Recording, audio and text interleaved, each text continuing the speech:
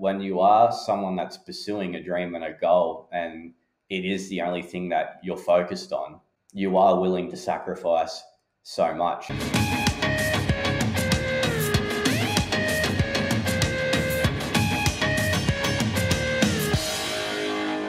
Welcome to another electrifying episode of the Commentary Booth live via satellite, where we peel back the curtain on your favourite wrestlers and their cinematic inspirations. I'm your host, Jamie Apps, and today we're getting fired up to chat with an exciting guest who is also gearing up for a huge period in Queensland wrestling ahead of the Pro Wrestling League and Renegades of Wrestling Australian Super Show during AEW Grand Slam weekend. Joining us live via satellite, none other than the Dark Horse Zeke Andino. Hey, what's going on? Thank you for having me on.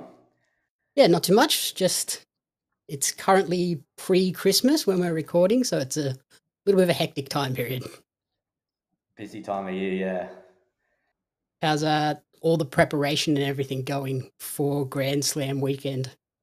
It's good, man. Yeah, just hitting the gym. Don't really have much on the rest of the year booking wise. Still sorting out the 21st, which is IPW. Yep. Other than that, yeah, it's just focused on training and doing a lot of tape study. Trying to get some new gear made, all that good stuff. Fun, all that sort of just get everything ready for the show day and then go out there and that's essentially put on a great effort and performance. That's it. So thanks for joining me on the show today to chat about your favorite movies and their influence on your wrestling career. Before we dive into that, how big a part of your life are sort of movies and TV? I would say they're not like a huge part, but TV shows not so much. More so, movies is what I'd probably gain more of an influence on. If I had to pick between choosing a TV show on Netflix or a series or a movie, I'll definitely lean towards choosing a movie. Yeah, bit easier to carve out like 2 hours for a movie at some point during the week than 8 to 10 hours for a TV series. Yeah, that's it. Yeah. So the big question before we get into the episode, what have you chosen as the movie that has had the biggest influence on your wrestling career? I chose Bleed for this, which is based on a true story. It's a boxing movie. Yeah, and I enjoyed the process too. Like, you made me think. Like, I had a fair few options, and that one wasn't even really there until the final few days. And then I don't know how I saw it, but it just I think it was just on YouTube because I bought it on YouTube, and it just popped up, and I've gone, oh, how has this not even crossed my mind? And that way, just like automatically went to that. Yep. It's also on Netflix at the moment. That's where I watched it this afternoon. Oh, yep. I had never heard of this movie until you mentioned it, but I really enjoyed this movie. Yeah, it's a good movie. I don't know if it's like something for everyone, but I thought it was quite interesting. Are you like a regular viewer of sort of these sport or boxing style movies? Sport, yes. Boxing, I find when people make movies on boxing or any form of mixed martial arts, they can be a hit and miss. Sometimes they're good, sometimes they're cringe, sometimes I feel like it takes away the realism or aspect of it all. But definitely sports, yeah, definitely sports overall. I love sports movies, sports documentaries. What are some of your like favorite sports movies? Oh God, see, I'm terrible at this. I could name like a documentary off the top of my head, which is this is a series. Even though I just spoke about not watching a series, was that The Last Dance. Yep. That was a good one. There's Soul Surfer, which is a surfing movie about a lady that she got her arm bitten off by a shark, and it was pretty much she returned to competition, through surfing with one arm. There's countless. There's Muhammad Ali movies. There's Mike Tyson documentaries. Are you like a Rocky person?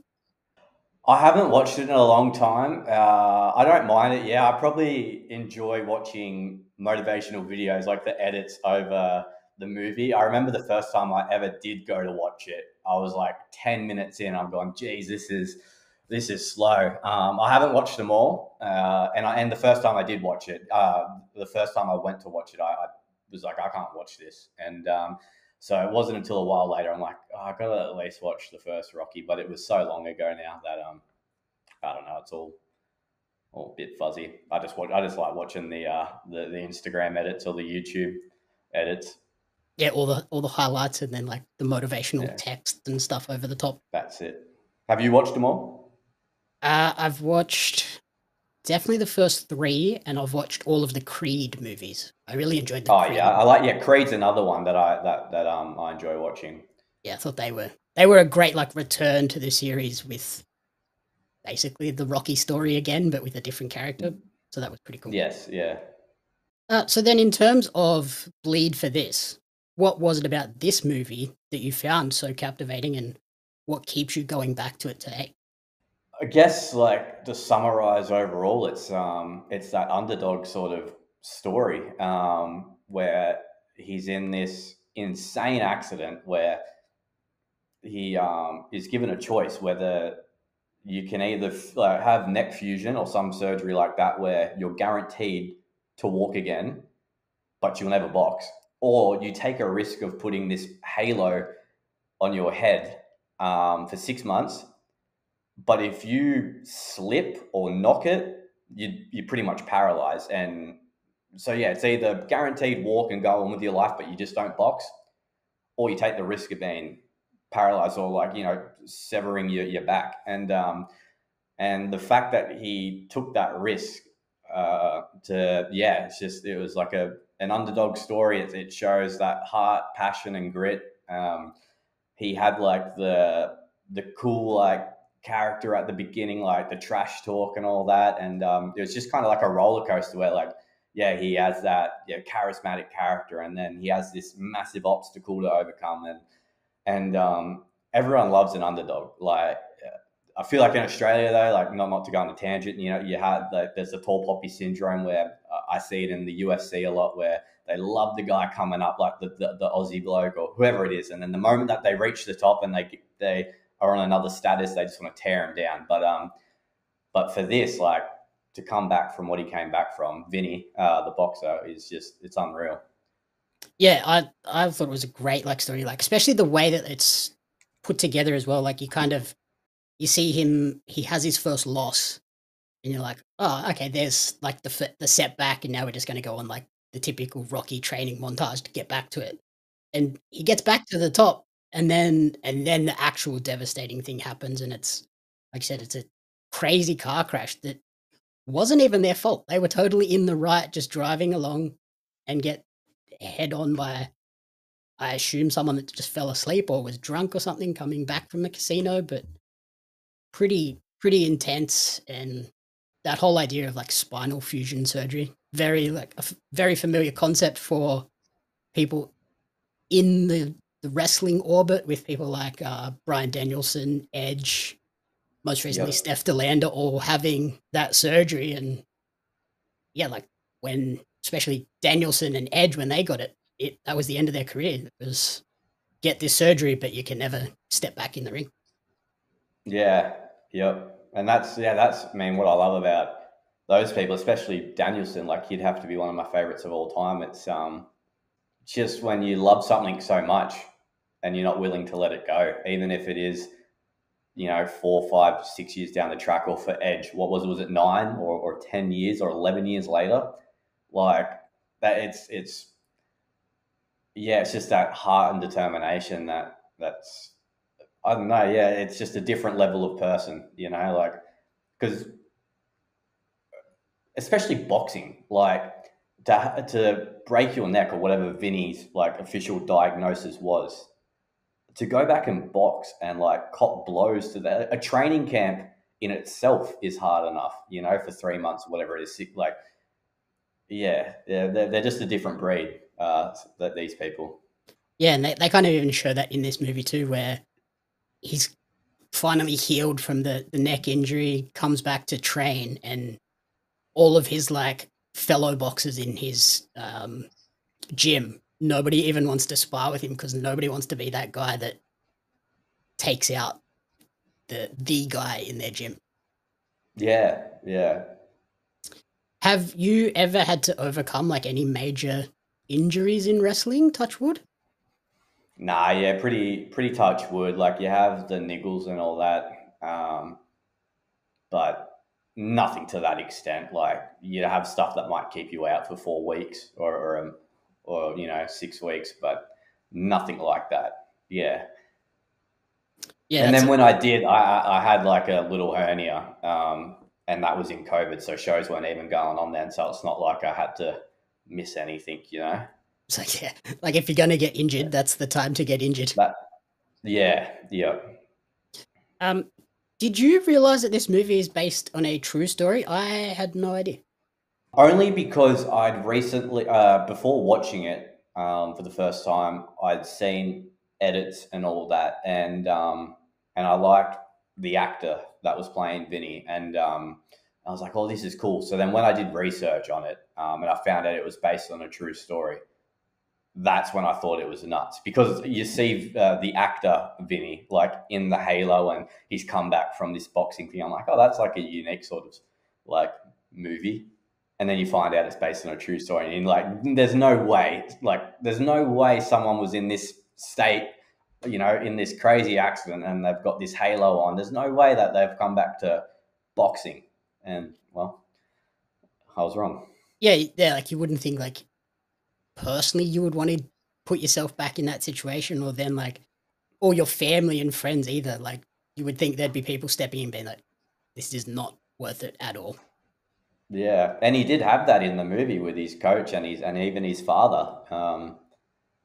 And you can't blame them either. Like, geez, my parents hate when I do a swanton bomb. They just say, "Can you not go to the top rope at all, please?" So imagine going to fight another man, one of the best boxers of all time, in your return. Yep. Yeah, so I guess if we ever saw a Zeke Andino match where you're not going off the top rope, mum and dad are in the crowd somewhere. But yeah, probably. I'll probably still do it. I'll just cop it backstage or something. Yep.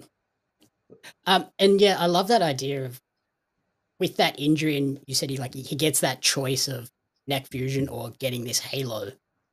I love that they Mm. kind of tease you with the fact that he is like a chronic gambler leading into that. So it's pretty Yes. clear that he's going to take the gamble.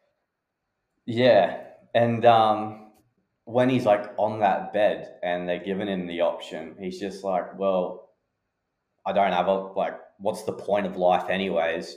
If I can't box, like, sure, I'll take that gamble, I'll take that risk." And I'm not saying that that's how I feel completely with wrestling because I know there is much more to life. But when you are someone that's pursuing a dream and a goal, and it is the only thing that you're focused on, you are willing to sacrifice so much. So there was that relatability there where I knew that in any tough situation, I would be willing to sacrifice so much just for wrestling. I'm not saying a neck surgery like that, but you can relate it to any sort of situation. You can relate it to something like you're in a relationship and it's like, if you keep wrestling every weekend, then we're done or whatever. It's like, oh, well, Yep. you gotta choose. And that's obviously a lot different to a neck surgery. It can be something like You're your family are just like, missing birthdays and things like that because there's a show on. yeah, exactly. So yeah, you gotta pick and choose, sometimes, and that's just the reality of pursuing a dream. But everyone's story is different too, some people might make it in a few years. Some people, the journey is much longer, like the 10 years, and everyone has a different story. Everyone's, support system. Everyone's story is different. Yep. But I feel like everyone that is pursuing that dream do have a similar mindset. Yeah, I think there's like that classic saying, an overnight success story takes like 10 years of preparation. Yeah, exactly. And everyone sees the success at the end, but they don't see that 10 years of crap that you went through. And we mentioned sort of the actor is Miles Teller, who is probably most famous these days for Top Gun Maverick. And prior to that, Whiplash. I thought he was fantastic in this movie. Like I said, I'd never seen it before. I didn't even know this was a Miles Teller movie. And when I saw him, I was like, oh, yeah, I'm going to like this movie because he's awesome in everything, I think. Oh yes, yeah, but yeah, he's a phenomenal actor. Wrestling fans, are you ready for the ultimate showdown? Pro Wrestling League and Renegades of Wrestling are teaming up to bring you the Australian Wrestling Super Show. It's all happening Friday, February 14th at the iconic Eaton's Hill Hotel in Brisbane. Kick off your AEW Grand Slam weekend with a night of epic action. Expect the unexpected, because with an open door policy, anything can happen. Who will show up? Who will throw down? Gold tickets are already sold out. Silver seats, they're over 50% gone. You don't want to miss this. Grab your tickets now at linktree/Pro Wrestling League and start your weekend with a bang.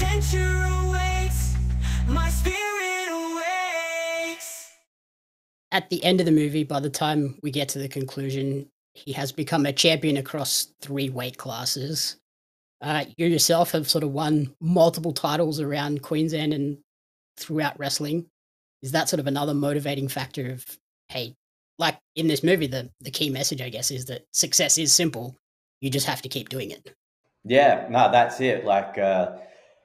That's one of the best quotes out there. Like the amount of like edits, I will never like scroll past whenever if I'm on Instagram or TikTok or whatever, and I see one of those edits where if you're referencing that final scene where the interviewer's talking to him, it's like, what's the biggest lie you ever told? And it's like, it's not that easy, or whatever he says, and because it is, everyone wants to tell you that it's not that easy. That's yeah, that's my goal. My goal is to win championships outside of Queensland. My goal is to win championships in New Japan, Noah. God, what like Kenny Omega and all that. He was junior heavyweight. He was the heavyweight champion in Japan, and you got so yeah. That's definitely a huge motivating factor. Is seeing he took that risk to move up weight classes, and it paid off. Yeah, and like jumping multiple weight classes in this movie too, not just, oh, I'll just go up to the next one. Like jumping 2 at a time each time is pretty wild. Like, Not many people do that. Yeah. um, and then so if we move along from that, what else have you taken as inspiration for the Zeke Andino character from this movie? Well, I mean, to reference back to just that quote, then is when people say, it's not that easy, it's not that simple, or whatever it is, and then he says, "That's the biggest lie I was ever told because it is." And he goes, "People say that because they want to put doubt in your mind. They want you to think that pursuing a goal is difficult, but they've never pursued a goal themselves, and there's nothing wrong with that.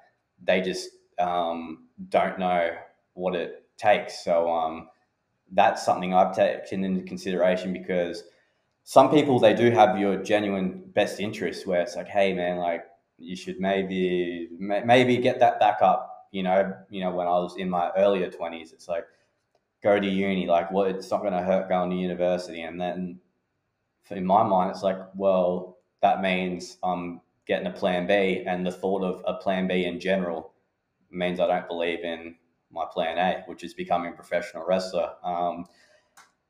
It's trying to get on with life, taking those risks where I can look back now, and if I wasn't a wrestler, I could have had like a down payment on a house or something with the money that I've invested in wrestling. So if it never worked out, I've got to be able to live with that I invested all this money for it to not work out. I'm confident that it will, but it's just hindsight. So that's what I sort of take from the movie, and the Dark Horse character is you're gonna have people that want to make you second guess yourself, want to lead you down different paths. Sometimes it's for they think it's the best interest or whatever, they're just trying to help. Other times people are probably trying to get in your ear and bring you down. But yeah, it's just that underdog sort of mentality. Yep. And then in terms of like goal setting, are you one of those people that sets like a big long-term goal and then a lot of small ones, so you feel like you're making progress as you go towards that big goal? Yeah, I'd say like I have those few long term goals, like and not like an obvious one, but just like one to throw out there is getting signed. Um, but then you have those like medium and short term goals where I know at the beginning of it would have been the beginning of 2023. I was like, I need to get to Japan this year. So that was sort of, I don't know if how you gauge a 1 year goal to me. You know, it's like you kind of set a few yearly goals. And I got to wrestle in Japan in 2023. And then, yeah, then you have other ones where this is all wrestling related, but it can be in general. You know, it can be smaller ones hitting a certain weight, whether it's like physique wise, I want to hit a certain weight, body weight wise, or it's hitting a PR in the gym. Yeah, so I kind of mix mine up. I have that long term one, as you kind of mentioned, and then the other ones sort of help strive towards the long term one. Yep. And then in this movie too, we see him training his neck. Is that like an accurate assessment of neck strength training that you've done yourself? I haven't done it myself, but I know, yeah, that's a pretty accurate. That's it's mainly how a lot of fighters train. Okay. I've done. I'd like to do similar neck exercises because I know that wrestlers in general would benefit from that. Oh, I guess he did do. Yeah, I was thinking of the one where like he has the weight on the side of his head and he's doing that one. But that one where you have the thing on top and then there's the weight hanging down and you're doing those ones. Yep. I've done those before. Yeah, yeah. Yeah, But just a little bit of yeah, extra protection for your own neck, that's it. That's strength. Yeah, especially with wrestling and all the bumps that you take. especially if you're doing swantons. Exactly right. Yeah. See, I should tell my parents that I just train my neck a lot. It might make them feel better. Yep, I've trained. I'm built for this. I'm good. I'm good. Like this echoes a lot of sort of wrestling themes as well. Have you watched many sort of wrestling related movies? Nah, I've seen The Wrestler a long time ago. That'd be it.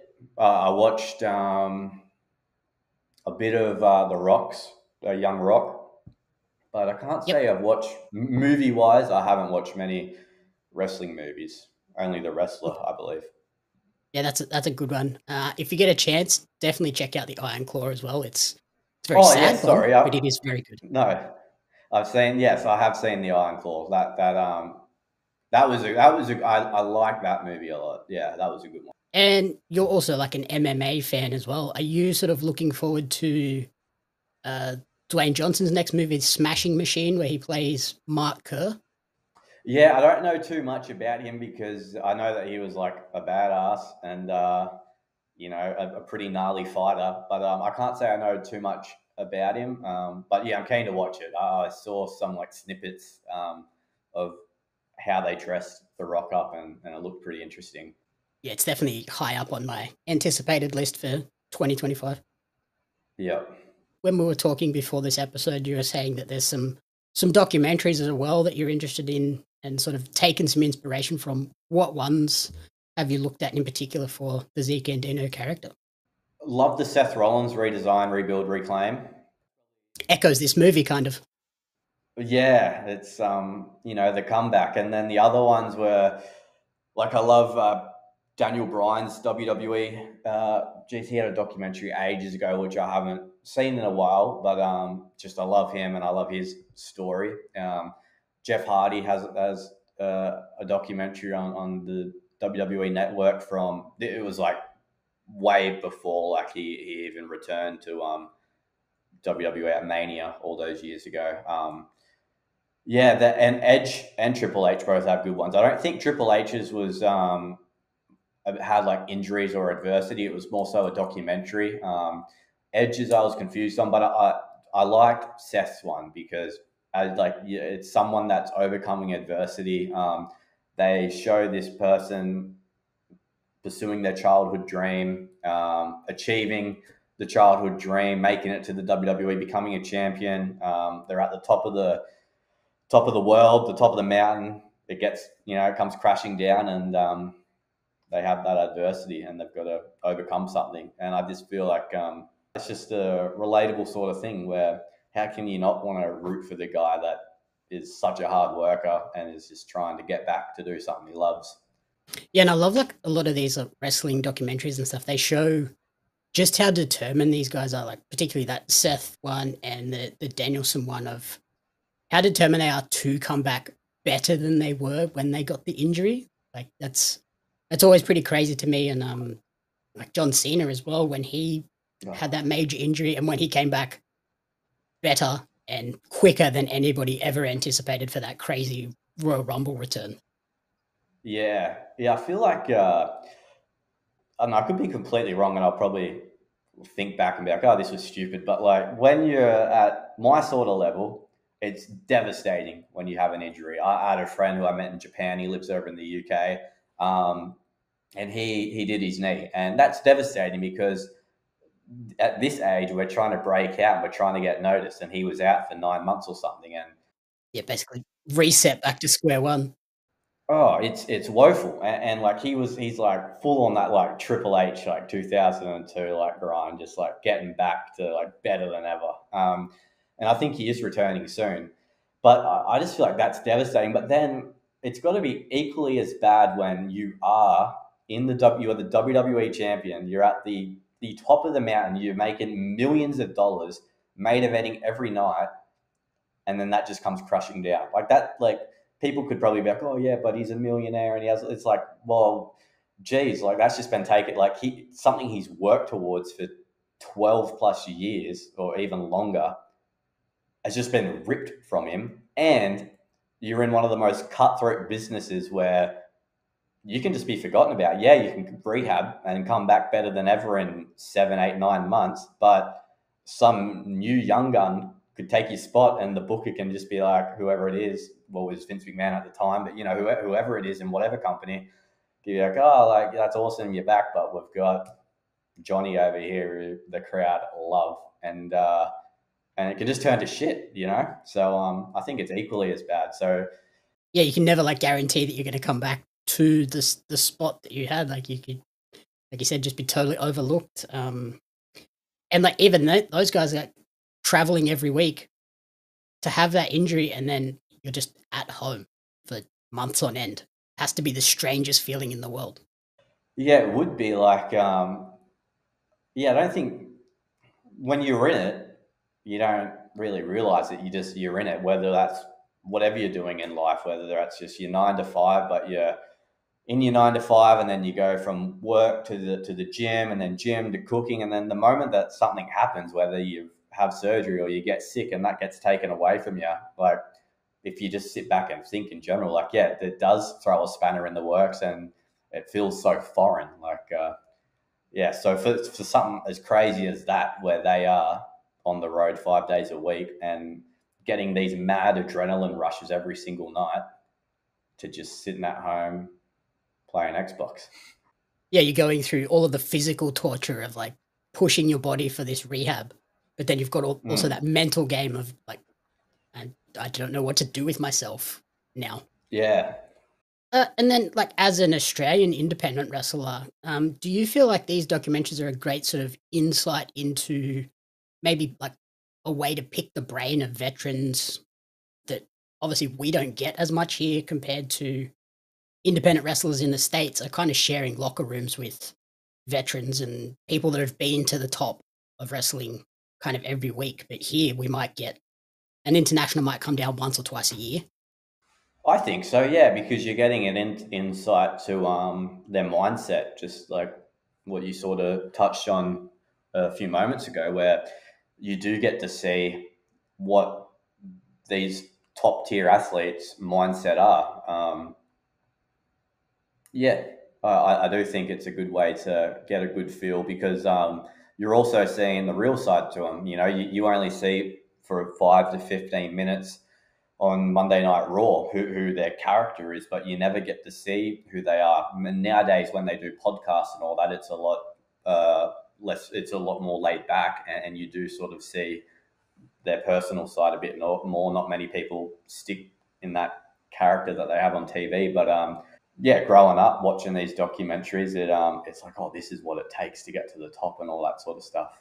Mhm. And there's that relatability too, where you might get down on yourself, but then you think, oh, Seth wrestled with his friends on the trampoline. Like, this is what I did. And then Seth did this, and he also wrestled in front of 12 people, and it was just his family and friends, and he got paid nothing. And oh, then he did this, and then you see like the steps he took. Oh, and then he wrestled AJ Styles when he was like a young gun. So then someone here, like let's say whether it's someone in PWA where like someone gets to wrestle Robbie Eagles, and it's like, oh man, like that's that guy you get to wrestle, or Robbie Eagles got to wrestle Will Ospreay.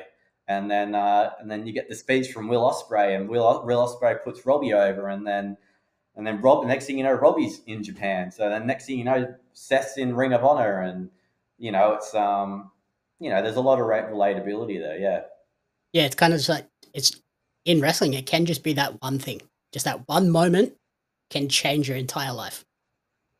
especially with social media, like some people just do some gnarly spot or some crazy sequence, and especially on X, like that seems to be big for wrestling, and like it just gets so much traction. And yeah, like I met someone in Big Japan. He was from the States, Marcus Mathers, and we did a little tour together. And then he went back with GCW to Japan like a few months later. And he's a phenomenal wrestler. Like does awesome. Like he just he's got everything. He's got the ground game. He's got the high flying. Great moveset. But then he did this one spot where they're trying to trick the referee, and someone starts crying on one team, then on the other team, everyone starts crying in the ring, right? And it got like hundreds of thousands of views. Like, and this is all on him. Like, he's getting these hundreds of thousands of views. He's done 450s and all that, which gets a couple thousand. But yeah, just the power of social media is and that one moment, as you said, you get an opportunity against someone, you got to be ready to take it. Yeah, like here in Sydney, Paris de Silva with his shooting star DDT that blew up, that went crazy, and then they've gone on to Yep. bigger and better things. And hopefully for yourself and some of the other people in Queensland, this Renegades of Wrestling and Pro Wrestling League show in February there could very well be multiple moments on that show where somebody does something that's the thing that sends them off into the next level of their career. Yeah, that's it. Like, and I hope the best for everyone on this upcoming show too, and in general. We're all striving to be the best, and we're all going to be selfish, and we all want to personally make it, but collectively, you want the best for your peers too. Yeah, like everybody wants to go out and have the moment of the show, but if everybody does that, then the entire show is going to be incredible. Yeah, exactly. Yeah. So then as we close out the episode, what is the best advice you've been given or that you have for others in terms of like finding places to get inspiration for either just motivation in general or inspiration for the characters in wrestling? I would say this is what I was told at Black and Brave, and it's so simple, but it's just peacock your life away.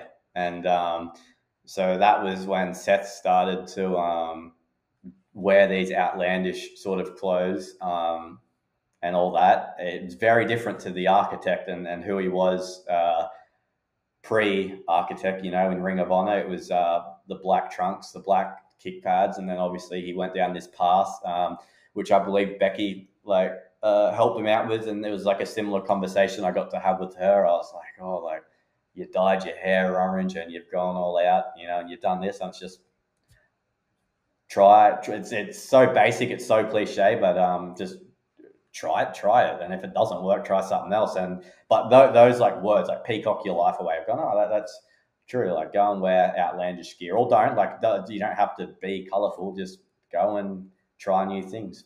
Just be different to some everybody else on the card. Have something that makes you you and makes you stand out to the audience. And yeah, and it's just, and be confident in what you are doing, and remember that people are paying to see you at the same time, and don't take that in a cocky way, but it's like the reason we watch movies, for me, like I love superhero movies. It's an escape from reality. Like it'd be so sick to be Spider-Man, you know. So be that person for someone else in the crowd. You know, have someone want to look up to you and want to be you. If you're just, you know, you can obviously be the underdog like Daniel Bryan, and there's like relatability and all that. But then, you know, you can also be the architect, or I mean, you know, the visionary or whatever, Seth Rollins, and come out with these fancy suits and be like, oh, that's pretty cool. You know, who wouldn't want to be Roman Reigns right now? Yep. Do Yep, you sort good of looking bloke. do you take that mindset of peacock your life away when you're doing designs for new gear with your gear maker and like looking at different options and go, oh, take that one because it stands out a bit more? Yeah, that happened with my more recent gear, which isn't, it's like not outlandish and it's not colorful. So, like what Seth would wear, but for me, I just we had something, and in my mind, I'm always like, be different, do this, like wear bright pink or something. Like I think what Dolph Ziggler used to, he still wears like the bright pink. I think that's epic. Um, but I was doing some stuff with the designer, and as I'm putting it together, I'm like, oh, this is different to what I usually wear, but the colors are still bland. And then she suggested these flaps on the side thing, and I wanted them a certain color that would have been taken the safe bet. And then she goes, like, screw it, like wear this. I'm going, yeah, you know what? Like I didn't. It wasn't even a second thought. I was just like, just go with it. Like let's try something different, and if it works, it works. And turned out, in my opinion, pretty sick. Is that the red, black, and gold gear? Yes, yeah, and then on the side, I wanted the same color on each side. Like one side's red, so I wanted like this like flap thing, sort of like what Naito has on the side of his gear. Or Yep. Speedball Mike Bailey, he has it.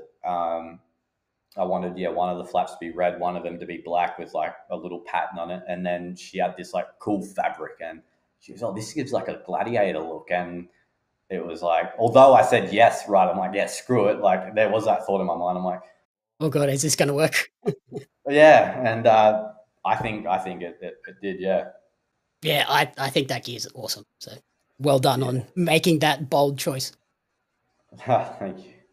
So as we look ahead, obviously there's the Renegades of Wrestling Pro Wrestling League Super Show. What else is in store for you in 2025? Definitely Japan, and that's probably shortly after the PWL and Renegades of Wrestling show. And then, yeah, that will be my main focus again for 2025 will be Japan. And then trying to get interstate again. I haven't really done that because for the past year, it was like Japan or just cruising, like doing the local shows and then focusing on training and building things outside of wrestling. But I'd love to go into state more. I've never been to like EPW, Rampage, Riot City. Haven't been to MCW since 2020. I've only done a few little things in PWA many years ago. Yeah, I'd love to get down to Renegades in Victoria. Yeah. Yeah, Um, awesome. Well, hopefully this Super Show is that opportunity for everyone around the country to finally see you in that major spotlight and go, oh, we need Zeke on our shows throughout the rest of this year. yeah, fingers crossed. That's it. Yeah. So, finally, where is the best place for people to support you and track your wrestling journey moving forward? I'm on socials and they're all just at Zeke Andino, Zekeandino. And I just use my most recent post. Oh, well, then when this comes out, it'll be a while ago, but I just partnered up with Indie Merch, which is just an online apparel sort of uh, website where they've just I've got my merch on there too. But yeah, I mean I've got a little link tree. All the links are in there on my Instagram bio and other social medias too. Perfect. Yeah, so head to Indie Merch and get your Zeke Andino shirt because you're going to want it ahead of Pro Wrestling League. Yes, please do. Alrighty, thank you so much for taking the time to chat with me, and thank you everyone for listening to the commentary booth live via satellite. If you enjoyed the show, please remember to rate, review, and subscribe on podcast services and on YouTube. You can follow me on social media at Jamraps Media and at Pario Magazine. And Zeke, we will see you in February on February 14th at the Eaton's Hill Hotel for That's it. Pro Wrestling League and Renegades of Wrestling. Thank you so much for having me. I appreciate the chat.